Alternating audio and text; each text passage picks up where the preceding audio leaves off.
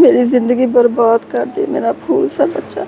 बच्चे को भेजा, वो कह रहे उधर नहीं। मैंने कहा उधर नहीं है तो इतनी देर होगी, किधर चला गया? छत पे ले जाके उसने पता नहीं उसके गले में फंदा डाला है, क्या किया, उसको इतनी बेदर्दी से मारा है। ये सांप मैं पालता रहा, सांप ने मुझे डस लिया, उस ने हमारे मुंह में नहीं डलने दिया, उस ने हमारे बेटे की कुर्बानी ले ली। बिस्मिल्लाहिर्रहमानिर्रहीम।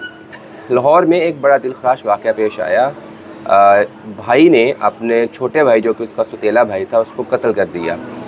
मुल्ज़म जो था अली असगर, वो ख़ुद ही फिर अपने पेरेंट्स के साथ मिलकर, पुलिस के साथ मिलकर छोटे भाई जिसको उसने कत्ल किया था, हसीब जिसकी उम्र 13-14 साल थी, उसको तलाश भी करता रहा। पुलिस ने मुल्ज़म गिरफ़्तार कर लिया है और पूछगिछ भी की जा रही है, लेकिन बहुत सारे सवालात ज़हन से उठते थे कि वो कौन सी वजूहात थी जिसकी वजह से एक भाई ने अपने जो छोटा भाई था, सुतेला था, उसको कत्ल किया। वालिदैन हमारे साथ मौजूद हैं, इनसे हम बात भी करेंगे और जानेंगे भी कि वो ऐसी क्या तरबियत में कोई कमी रह गई थी या कौन से ऐसे मुहर्रकात थे जो कि इतने संगीन वारदात का बायस बने। आंटी बहुत शुक्रिया आपका जो काम है वो बहुत बड़ा है, हम नहीं उसको शेयर कर सकते या बयान कर सकते। तो मकसद आपके पास आने का यही था कि क्या हुआ। हमने मोहल्लेदारों से पूछा, उन्होंने कहा कि आपने तो कभी अली को अपना सुतेला बेटा समझा ही नहीं था। मैंने हर काम उसका मैं करती थी, उससे पता नहीं क्या तकलीफ से, मेरे बच्चे से, मेरे से क्या तकलीफ से उसने मुझे ये दुख दिया है। मेरी ज़िंदगी बर्बाद कर दी, मेरा फूल सा बच्चा। उसने शुरू दिन से कबूल नहीं किया, मुझे पहले चम्मच से मारता रहा, टांगे मारता रहा, मैंने फिर भी कुछ नहीं किया। 3 माह मैं अपने भाई के घर रह के आई हूँ, तो वो बाद में फिर मैंने इसको रखना ही नहीं है, फिर मैं चले गई। 3 माह के बाद ये मुझे लेके आए हैं कि अब वो इधर नहीं आएगा, तो आप आ जाओ। मैं आ गई, उसके बाद तकरीबन 5-6 माह नहीं आया, फिर आहिस्ता आहिस्ता आना शुरू हो गया। फिर उसके बाद माफ़ी मांग ली। मैंने कहा चलो कोई बात नहीं, बिन माँ के बच्चा है तो चलो कोई नहीं है, चलो मैं इसकी माँ से। लेकिन उसने कबूल ही नहीं किया। पता नहीं, वैसे मेरे साथ सही था, उसके बाद पता नहीं अपने बाप के साथ या क्या बात करता था क्या नहीं करता था, मुझे इस बात की पता नहीं है। लेकिन कल ईद के दूसरे दिन वो बच्चा सोया हुआ है, मेरे साथ लेटा है, गेम खेल रहा था। गेम खेलते उसे आवाज़ दी है कि इधर आओ, ये मुझे नहीं पता, लेकिन उसने आवाज़, मुझे इतना पता है कि उसने आवाज़ दी। उसकी बात बड़ी सुनता था, छोटा भाई उसकी बात बड़ी सुनता था। उसको ऊपर छत पे ले गया, छत पे ले जाके उसने पता नहीं उसके गले में फंदा डाला है, क्या किया, उसको इतनी बेदर्दी से मारा है, मार मार के उसकी आंखें पाई निकाल दी। मुझे शक्ल नहीं देखने दी है, टाइम पे शक्ल नहीं उसकी देखने दी। उसकी मार के उसकी लाश जो थी ना वो तोड़े में डाल के ड्रमे में डाल दी, डाल के तो नीचे आ गए। नीचे गंदे कपड़े पहने। मैंने कहा पता नहीं इसको क्या हो गया, ये तो गंदे कपड़े पहनता ही नहीं है, ये इससे किस तरह पहन गए। फटाफट उसने मुझे देख के कपड़े उतार दिए, वाशरूम में घुस गया। वाशरूम में जाके तो वो ट्राउज़र जो पहना हुआ था वो धोना शुरू कर दिया, नहा धो कर नए कपड़े पहन के तो बाहर निकल गया। वो चला गया था, लेकिन थोड़े से रास्ते के बाद उसे पता चला कि मेरा फ़ोन घर रह गया, मैं फ़ोन ले आऊँ। वो फ़ोन लेने आए तो उसके पापा जाग रहे थे, मैं रोटी बनानी शुरू कर दिया, मेरे साथ पापा के साथ बैठ के रोटी खाई है बस। उसके बाद मैंने बच्चे को ढूंढना शुरू किया। मैंने कहा हसीब इतनी देर बाहर नहीं रहता, हसीब किधर है? मैं कहा वो साथ वालों के घर चला जाता कोई थोड़ी देर के लिए। मैंने कहा चल मैं उधर से लेके आती हूँ। बच्चे को भेजा, वो कह रहे उधर नहीं। मैंने कहा उधर नहीं है तो इतनी देर होगी, किधर चला गया? मैं खुद गई हूँ। मैंने बाजी से पूछा, मैंने कहा हसीब किधर है? कहती बाजी इधर तो नहीं आया। मैंने कहा हसीब इतनी देर बाहर रहता ही नहीं है, वो किधर चला गया है? इस तरह पता हमें चल गया कि वो कहाँ है। ढूंढते रहे, कोई पता नहीं हमें चला। 2 दिन ढूंढते रहे, कोई नहीं। वो हमारे साथ ढूंढता रहा है, उसने जाहिर नहीं करवाया। वो तो मुझे तब शक हुआ जब ऊपर वालों की कुंडी लगी ना। उसने कहा बाजी हमारी 9-10 बजे के दरमियान कुंडी किसने लगाई थी? मैंने कहा कितने बजे? कह रही 9-10 बजे।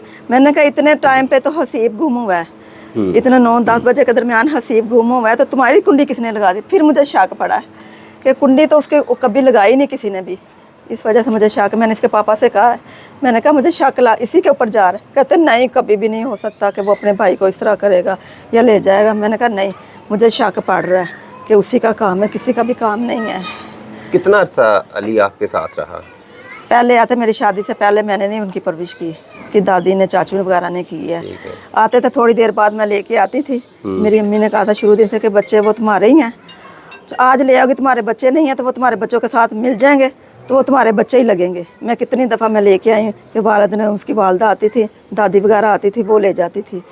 तो मैंने इनको कहा, मैंने कहा जब बड़े हो जाएंगे फिर मैंने नहीं लेके आना, क्योंकि अब वो बच्चे छोटे हैं, उनमें मिक्स हो जाएंगे तो ये पता नहीं चलेगा। कहते नहीं बच्चे मेरे हैं, मैं जहाँ पे मर्जी रखूँ, तुम नहीं कुछ कर सकती। मैंने कहा चलो ठीक है फिर भेज। मैंने कहा जब बड़े हो जाएंगे फिर मैंने नहीं लेके आना। कह रहे थे वो तो बाद में देखी जाएगी। चलो ठीक है। जब बड़े हुए, जवान हुए, मुकाबला करने के काबिल हो गए, तो फिर उन्होंने इधर भेज दिया। अहमद यार साहब, एक बेटा आपका कत्ल हुआ, दूसरा आपका जेल में है, जेल में जाना है उसने, क्या एहसासात हैं? क्या कोई फील होता है कि कहीं कोई गलती हुई है मुझसे बच्चों की परवरिश में? हाँ जी, मेरी परवरिश में ही गलती है, क्योंकि उनको मैं ना गांव भेजता, मैं उनको अपने पास रखता तो ये नौबत ना आती। गांव का माहौल ही ऐसी है। वहाँ पे तो एक जानवर खड़ा होने, एक लाइन है मसा छोटी सी, वहाँ पे जानवर की एक टांग इस तरफ आ गई है तो वो कत्ल कर देते हैं, तेरे जानवर की टांग इधर क्यों आई?